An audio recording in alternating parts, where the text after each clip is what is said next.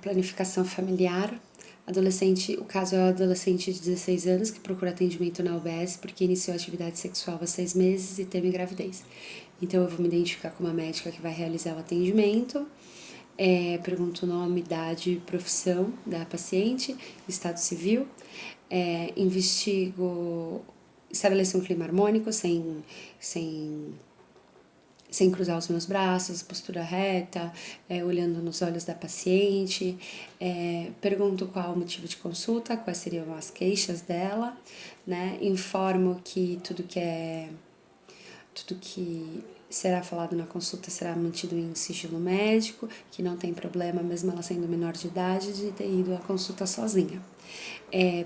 Começo a anamnese fazendo perguntas sobre os antecedentes ginecológicos, pergunto a idade da primeira menstruação, como são os ciclos dela, se são ciclos regulares, data da última menstruação, se ela tem ciclos com muito fluxo, se tem muita cólica, pergunto sobre sua vida sexual, pergunto se é uma vida... se faz uso de preservativo, e eu começo a perguntar sobre os antecedentes obstétricos, né? Se já teve algum problema de infecção, alguma doença ginecológica. Pergunto sobre os antecedentes patológicos também, que está incluída. Pergunto sobre se tem problema de diabetes, se é alérgico a algum medicamento, se tem alguma cirurgia prévia, se faz uso de algum medicamento. Pergunto sobre os antecedentes familiares, se na família dela tem casos de endometriose, de malformação uterina, diabetes, hipertensão. Pergunto sobre os hábitos, se é uma paciente que bebe, fuma, ou faz uso de drogas e faz atividade física.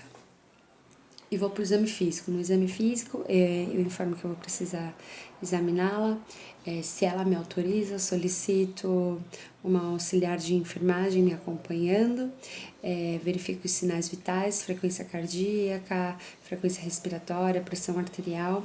Avalio peles, olhos, mucosa.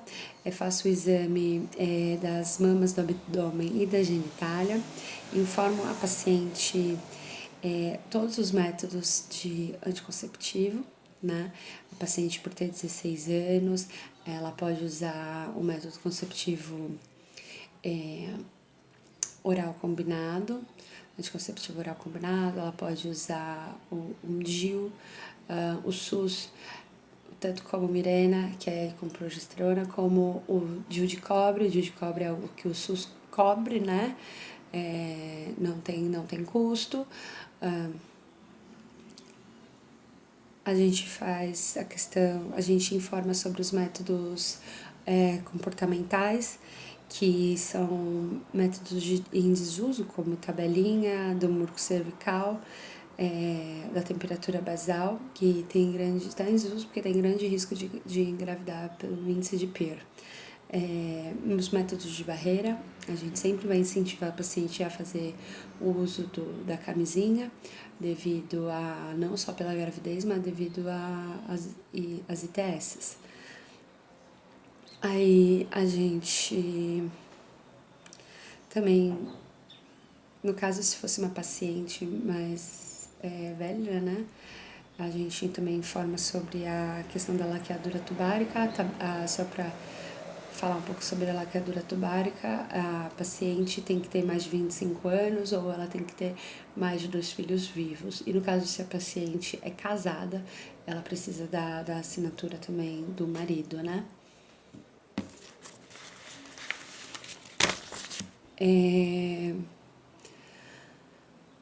Deixar a paciente escolher o método de escolher o qual ela acha melhor, mais fácil para ela usar, né?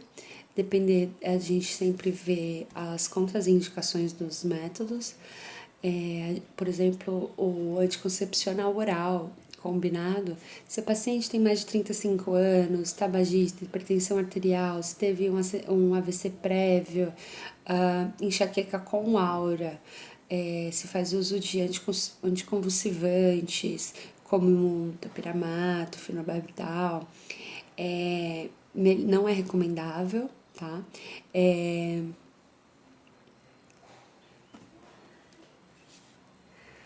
Se a paciente estiver amamentando, a gente só faz o uso da progesterona, a mini pílula.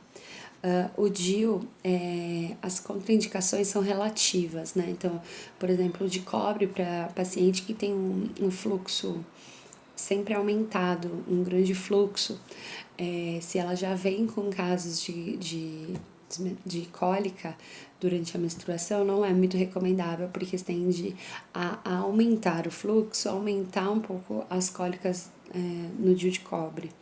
É relativo isso, né? Então, no caso, até se a paciente sofre de anemia crônica, também não é muito considerada pelo aumento do fluxo. Explicar à paciente como ela toma o método, né? Por exemplo, se preferir o método anticonceptivo combinado, então a gente sempre vai iniciar no primeiro dia da menstruação e a duração vai variar como o tipo de pílula que ela for usar. Tem pílulas que são de 21 dias e você faz uma pausa de 7 dias, e tem pílulas que são 28 dias seguidos, né? Sem pausa. Orientar que caso ela esqueça, ela pode tomar assim que lembrar. E se mais de dois comprimidos que ela tenha esquecido, ela toma um que ela esqueceu e no outro comprimido, lembrar um comprimido e outra no dia seguinte, e começar a usar preservativo nas relações, porque aumentar as chances de gravidez. Orientar os possíveis efeitos colaterais, né? A paciente pode ter náuseas, vômitos, dor abdominal, alteração do humor, uma diminuição do líbido. Orientar sobre a importância do uso preservativo. E a pílula do dia seguinte, a gente sempre fala sobre a pílula do dia seguinte também, que não é recomendável, né? É melhor a paciente fazer o método mesmo, um anticonceptivo direitinho, mensalmente, como ela preferir, do que a pílula do dia seguinte, que é de levonorgestrel. A gente usa também para violência sexual, 1 miligrama, pode ser em dose única, ou uma pílula a cada 12 horas, são 2 pílulas, mas é que traz grandes consequências. A paciente tem mais casos de ter vômito, de ter náuseas, enjoo, então é preferível só realmente de emergência, caso de violência sexual, né, que é utilizado. Em caso de violência, quando a paciente faz o uso de DIU, a gente pode também utilizar o anticonceptivo, a pílula do dia seguinte.